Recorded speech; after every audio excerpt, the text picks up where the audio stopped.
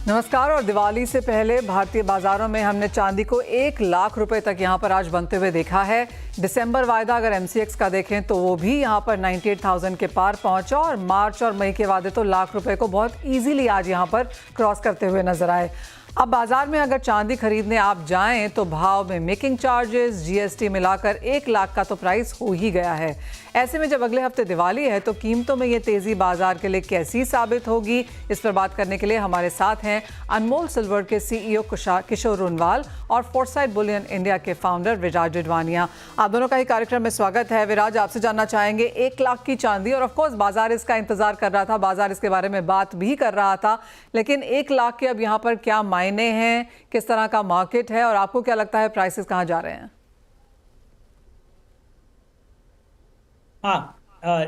नमस्ते Manisha ji, thank you for having me back on the show. I hope you are doing well. Manisha ji, दो तीन interesting चीजें हैं which I will tell you about the market कि इस बार बिल साइजेस लगभग सेम है। ओके। जब customers are going to the retail store to buy, पर ग्रामेज घट गया, काफी घट गया। क्योंकि अगर आप देखो तो लास्ट दशहरा से अभी तक 35% चेंज है चांदी का भाव में, जो ऊपर गया। यूएस डॉलर एज में ऑल टाइम हाई नहीं है, but the general trend is कि यहां से थोड़ा सा चांदी का भाव ऊपर जाएगा, क्योंकि कस्टमर्स अभी भी अपना चांदी एक्सचेंज कर रहे हैं पर बेचने नहीं आ रहे। और इसके कारण बहुत सारे हैं। सिल्वर में इंडस्ट्रियल यूज बढ़ते जा रहा है, रूमर्स हैं, पर सेंट्रल बैंक्स भी चांदी, स्पेशली रशियन सेंट्रल बैंक भी चांदी खरीद रहा है रिसेंटली। तो कारण बहुत सारे हैं, बट जनरल कंसेंसस इज कि यहां से चांदी ऊपर जाएगा शॉर्ट टर्म। ओके विराज, जैसे आपने कहा कि ग्रामेज गिर रही है लेकिन बिल वैल्यू ऑफ कोर्स वहीं रह सकती है, क्योंकि पिछले साल के मुकाबले करीबन 35% की तेजी है। किस तरह की डिमांड है फिलहाल यहाँ पर? आपको लगता है फेस्टिवल सीजन में बाइंग में, अक्रॉस में, वॉल्यूम में यहाँ पर कुछ हम गिरावट आता हुआ देखेंगे तो वो कितनी होगी?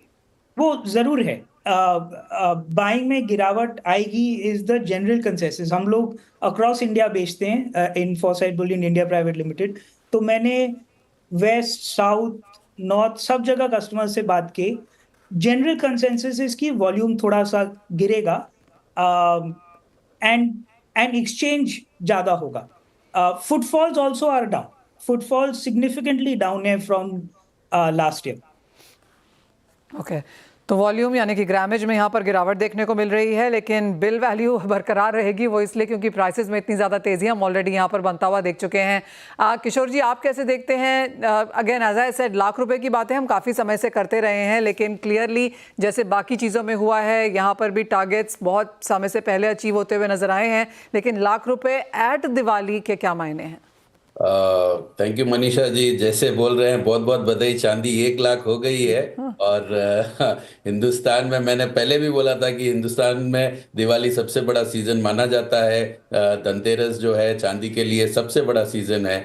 तो सीजन के नज़दीक भाव बढ़ने से जैसे भाई साहब ने बोला है, थोड़ा डिमांड कम हो सकता है, बट विश्वास बढ़ता जा रहा है सोने चांदी में, इन्वेस्टमेंट के रूप में, कुछ खरीदने के रूप में। तो उस तरह से देखा जाए तो मुझे लगता है कि कोई बहुत ज़्यादा फर्क नहीं होगा, क्योंकि business at Diwali is peak and लोग जो चांदी खरीदने हैं, let it be at 1 lakh also, people will buy. I am very bullish on this. तो ऐसे समय में फिर किशोर जी, लोग क्या खरीदते हैं? ज़्यादातर लोग बार्स एंड कॉइन्स जाते हैं, इन्वेस्टमेंट बढ़ जाती है, गिफ्टिंग बढ़ रही है, कॉर्पोरेट गिफ्टिंग पे इसका क्या असर है? तो अक्रॉस अगर कैटेगरीज देखें तो क्या इम्पैक्ट है? जैसे अपने सारा economy, Indian economy is doing very well, तो अगर देखा जाए तो गिफ्टिंग सेक्शन में ये बहुत बड़ा, silver is a very big commodity in silver, in gifting. तो अगर देखा जाए तो अभी कॉर्पोरेट लोग, बड़े बड़े जो कंपनीज है, इंडस्ट्रीज है, दे गिफ्ट सिल्वर आर्टिकल्स, कॉइन्स और बुलियन के शेप में, छोटे छोटे सिक्के, काफ़ी बुलियन शेप में चांदी के सिक्के और काफ़ी चीज़ें दिवाली पे चलती है। तो मेरे हिसाब से it is going to do good in Diwali, silver is going to do good. Kishore ji, आपको लगता है जो पहले लोग शायद सोना गिफ्ट करते थे थोड़ा बहुत, अब वो चांदी पे शिफ्ट होंगे? क्या वो एक मार्केट इम्पैक्ट आती है? सोने का भाव बढ़ने से चांदी का मार्केट बूम पकड़ेगा अभी, because price of gold is shooting up. अभी 1 ग्राम सोना लेने जाए तो समवेयर नियर 8,000-9,000 रुपए पड़ता है। तो 100% लोग बोलेंगे कि चांदी गिफ्ट दे देते हैं, क्योंकि ये एक रीजनेबल रेट में कुछ बड़ा दिखेगा। एंड सिल्वर 100% लोगों को इतना कॉन्फिडेंस बढ़ रहा है कि ये मेटल जितना रेट से अभी जंप मार रहा है ऊपर, तो people will love to invest in silver, gift as silver. तो आई थिंक ये दिवाली के टाइम में तो अच्छा चलेगा मनीषा। All right. विराज, आपने कहा कि ये पैन इंडिया यहाँ पर हमने बाइंग अच्छी आते हुए देखी है, लेकिन कुछ एरियाज हमेशा ऐसे रहते हैं जो खरीदारी थोड़ी सी कम देखते हैं। आप कैसे देखते हैं अक्रॉस इंडिया? जैसे आपकी लोगों से बात हो रही है, कहाँ पर बेहतर खरीदारी है और कहाँ पे आपको लगता है कि थोड़ा सा ज़्यादा हिट देखने को मिल पाएगा? मनीषा जी, इस बार मैंने जब बात किया मुझे क्लियर आंसर कहीं से नहीं मिला। ओके। किशोर जी भी कंफर्म करेंगे, अलग अलग मार्केट में अलग अलग रिएक्शन आ रहा है। With in that market also her retailer का एक्सपीरियंस थोड़ा सा अलग है। पर एक चीज जो किशोर जी ने अभी बोला बहुत इंटरेस्टिंग है, I will draw on that, कि सिल्वर ईटीएफ में 6,000 करोड़ एसेट अंडर मैनेजमेंट था अप्रैल में, और अभी एंड ऑफ सितंबर में ऑलमोस्ट डबल 11,000 करोड़। इन्वेस्टमेंट जो किशोर जी बोल रहे हैं सही है, कस्टमर को, इन्वेस्टर को सिल्वर में विश्वास बढ़ते जा रहा है और वो और इन्वेस्ट कर रहे हैं अलग अलग रूट्स के थ्रू, जैसे सिल्वर कॉइन्स, ईटीएफ, और जो एग्जिस्टिंग चांदी है उसको बेचने नहीं आ, ज्यादा से ज्यादा उसको एक्सचेंज करके गिफ्ट में कन्वर्ट कर।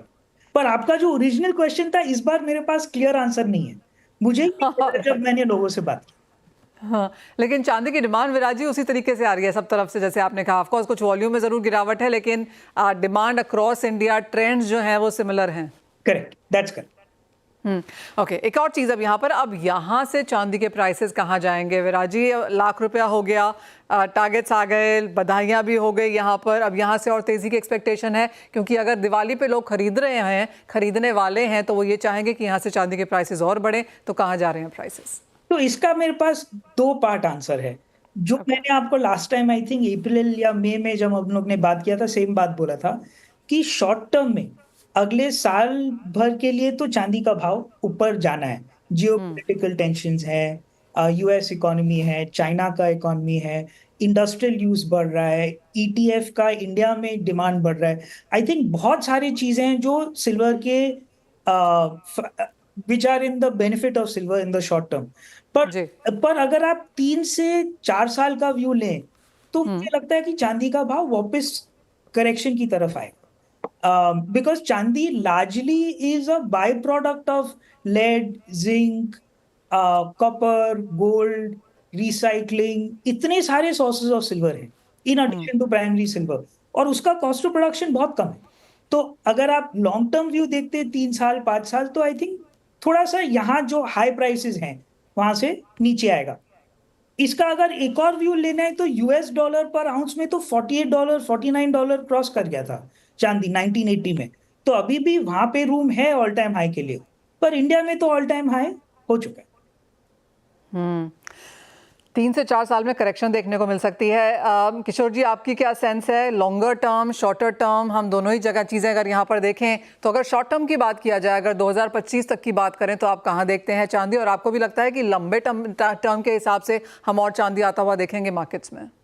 मैं हमेशा चांदी में बुलिश रहा हूँ, और ये मेटल मार्च 2025 के आसपास में 1,20,000 1,25,000 के रेंज में देख रहा हूँ। ओके। मुझे नहीं लगता है कि मार्केट्स इतने जल्दी टूटने वाले हैं, या 80s का रेंज और 75 या 78,000 का रेंज हमको वापस आने वाला है अभी शॉर्ट टर्म में। मैं तो बहुत बुलिश हूँ, और मुझे, जैसे मैंने लास्ट टाइम भी प्रिडिक्ट किया था कि 92,000 पे की चांदी 1,00,000 टच होने वाली है। तो now I feel seeing the trends going on in the silver commodity, March 2025 के आसपास मैं चांदी 1,20,000 से दिखता हूँ। और किशोर जी, आपको लगता है फिर मार्च में हम कंसोलिडेशन देखेंगे उसके बाद, या आपको लगता है कि प्राइसेस में कुछ करेक्शन आ सकती है और तेजी आ सकती है? 100% करेक्शन आएगा, 1,20,000 से आएगा, लेकिन चांदी एक अपवर्ड जो 95 और 1,10,000 की रेंज में चांदी अभी नेक्स्ट 3-4 महीने में चलनी चाहिए। तो यहाँ से तेजी की एक्सपेक्टेशन है। अगर विराज आपको कोई पूछता है, आपके घर के लोग, आपके रिश्तेदार वगैरह की चांदी लूं क्या, तो क्या बता रहे हैं उनको इस वक्त आप? आई अग्री विद किशोर जी, मैंने भी सिमिलर ही आंसर दिया था कि शॉर्ट टर्म में तो जरूर खरीदो, क्योंकि यहाँ से ऊपर जाएगा। पर अगर आपका 3 4 5 साल व्यू है, तो फिर बिल्ड अ पोजिशन ग्रेजुअली। तो विराज जी, अगर मैं आज 1 लाख मिलूं तो आप लोग मुझे ये कह रहे हैं कि मार्च अप्रैल में जब 1.25 लाख आएगा तो बेच देना मनीषा, फिर होल्ड मत करना। Yes, short answer is yes. All right, Kishore ji आप भी यही सलाह दे रहे हैं मुझे? There is some point where you will have to exit. तो हाँ जी। जहाँ जहाँ पे अच्छा प्रॉफिट्स मिल रहा है और चांदी की अच्छी तेजी लग रही है, तो I think you should exit at that point. Kishore ji, बहुत सारे लोग ऑफिस में ही आज बात कर रहे हैं कि सोना लिया था जब 8-10 हज़ार पे चलता था, अब आज 80 हज़ार पे है और ले लेना चाहिए था। चांदी भी सब कह रहे हैं 8-10 हज़ार में ली थी, आज 90 हज़ार है। इस तरह की कॉन्वर्सेशन जो हम यहाँ पर सुन रहे हैं, क्या लोग 20-30 साल के बाद भी यही बात करते हुए नजर आएंगे? सही बात है। अगर 5 साल बाद देखेंगे तो मैं बोलूंगा चांदी, आप और मनीषा जी हम डिस्कस कर रहे थे 5 साल पहले, चांदी अभी 5 लाख हो गई है करके। ऑल राइट, चलिए, तो आप दोनों ने मुझे कन्विंस कर लिया कि चांदी खरीद लेनी चाहिए यहाँ से और तेजी की एक्सपेक्टेशन है। Investment gold and silver, I will still say it is the best investment. Ji Viraj, आप कुछ कह रहे थे? मेरा किशोर जी के साथ शॉर्ट टर्म में व्यू एग्जैक्टली सेम है। Long Okay. टर्म में मुझे लगता है, क्योंकि चांदी बाय प्रोडक्ट है, जिंक का, लेड का, कॉपर का, गोल्ड का, विराज, रिसाइकिल। आप इतना पुश कर रहे हैं कि करेक्शन आएगी, तो करेक्शन कहाँ तक आएगी? क्योंकि हमने पिछले साल 60 हज़ार के भी लेवल्स देखे हैं, अब हम ऑलमोस्ट लाख के आसपास हैं। अगर ये करेक्शन आती भी है तो कहाँ तक आएगी? मेरा ओपिनियन है अराउंड 70 to 75,000 पे सेटल होना चाहिए, but it will take some time. अभी 2 से 3 साल है। ठीक है, तो कुछ खरीद रहे हैं आप तो हाइस पे अगले साल मुनाफा वसूली करें, फिर डिप्स आएंगे तो फिर से खरीदें, क्योंकि लॉन्ग टर्म चांदी का ऑफकोर्स यहाँ पर बुलिश है, जैसा कि हम हर कमोडिटी में देखते हैं, तेजी बरकरार रहती है। लेकिन बहुत शुक्रिया किशोर जी, विराज, आप दोनों का ही साथ जोड़ने के लिए और चांदी के ऊपर वो काफ़ी एक्साइटिंग इन्फॉर्मेटिव कॉन्वर्सेशन भी करने के लिए। इसी के साथ एक ब्रेक का समय है, जब लौटेंगे तो हमारे साथ होंगे हमारे एक्सपर्ट्स, उनसे जानेंगे ट्रेडिंग स्ट्रैटेजीज भी। हमारे साथ अब एंजल वन के Prathamesh Mallya, SMC global securities की वंदना भारती हैं। आप दोनों का स्वागत है कार्यक्रम में। और क्या ही दिन है जहां पर सोने और चांदी दोनों में ऑल टाइम हाईज बनते हुए नजर आए हैं। सबसे पहले आप दोनों की सेंस इसी पर लेना चाहेंगे। वंदना, आप कैसे देखती हैं, अब यहां से गोल्ड एंड सिल्वर में क्या किया जाना चाहिए? शॉर्ट टर्म तो बता ही दीजिए, दिवाली तक भी बता दीजिए। मनीषा, मुझे लग रहा है कि अभी तो यहाँ पे जिस तरीके से गैप अप ओपनिंग हुई है, यहाँ पे 2400 की गैप अप ओपनिंग हुई है सिल्वर में, तो मेरे ख्याल से थोड़ा करेक्शन पे ही यहाँ पे बाइंग की रिकमेंडेशन रहेगी और ऑल टाइम हाईज यहाँ पे बनते रहेंगे। जो हम लोग पिछले 4-5 ट्रेडिंग सेशन से देख रहे हैं कि न्यू हाईज बन रहे हैं, वो मुझे लग रहा है कि वो चीज ट्रेंड कंटिन्यू रहेगा। तो यहाँ पे अगर मैं एमसीएक्स की बात करूँ, 97,200-300 के करीब यहाँ पे बाइंग रिकमेंडेशन रहेगी। जो टारगेट होगा वो 98,300 का होगा, स्टॉप लॉस लगाना होगा 96,800 का। मुझे लग रहा है इवनिंग ट्रेडिंग सेशन में एक यहाँ पे फॉल जो है वो देखने को मिल सकता है। साथ में अगर गोल्ड की बात की जाए तो गोल्ड में भी मुझे लग रहा है कि 78,100 के करीब यहाँ पे बाइंग करनी चाहिए। जो टारगेट होना चाहिए 78,800 का, स्टॉप लॉस यहाँ पे लगाना होगा 77,800 के करीब का। और दिवाली तक मुझे लग रहा है कि इजिली यहाँ पे हम एमसीएक्स में 1,05,000 का आता हुआ देख सकते हैं सिल्वर में, और 80,000 यहाँ पे हम एक्सपेक्ट कर सकते हैं यहाँ पे गोल्ड में। और मुझे लग रहा है कि जब तक ये वॉर सिचुएशन कंटिन्यू रहता और इंटेंसिफाई होगा, तब तक मुझे नहीं लग रहा है कि बहुत ज्यादा फॉल आएगी। और साथ में जैसे 7 नवंबर का टाइम नजदीक आएगा, तो मुझे लग रहा है कि ऑलमोस्ट 90% दिखा रहा है 25 बेसिस पॉइंट रेट कट का, तो मुझे लग रहा है कि उसका भी इम्पैक्ट यहाँ पे आ रहा है इस काउंटर पे। एब्सोल्युटली, नवंबर का महीना बहुत इंपॉर्टेंट है क्योंकि यूएस प्रेसिडेंशियल इलेक्शंस हैं और यूएस की तरफ से एक और रेट कटौती भी है, तो ये महीना तो आप सोच के चलिए कि बहुत ज़्यादा वॉलेटाइल होने वाला है। प्रथमेश, आपकी क्या राय है, क्या करना चाहिए सोने चांदी में अब दिवाली तक और नवंबर के महीने में किस तरह की पोजीशंस लेकर जाएं?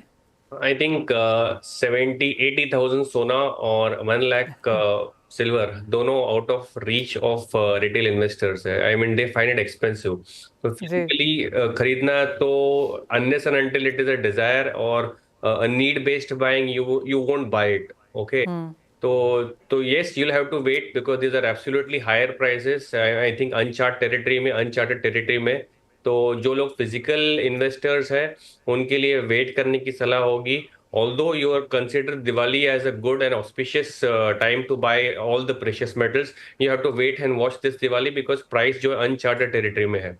दूसरी बात यह है कि शॉर्ट टर्म में ये दोनों ही काउंटर में पॉसिबल करेक्शन की उम्मीद कर सकते हैं। आज सेट कोई भी एसेट क्लास जो है इन्फिनिटी वन साइड डायरेक्शन में नहीं ट्रेड हो सकती।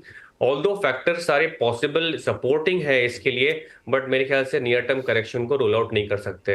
दोबारा मेरे ख्याल से वापस पॉसिबल है 77,500 यानी करीब एक 1,500 का फॉल गोल्ड में, और सिमिलरली वैसे ही एक अराउंड 2,500 रुपीज का फॉल सिल्वर में पॉसिबल है। सो यस, तो मैं सेल ऑन रैली करूंगा अगर शॉर्ट टर्म के लिए सलाह होगी।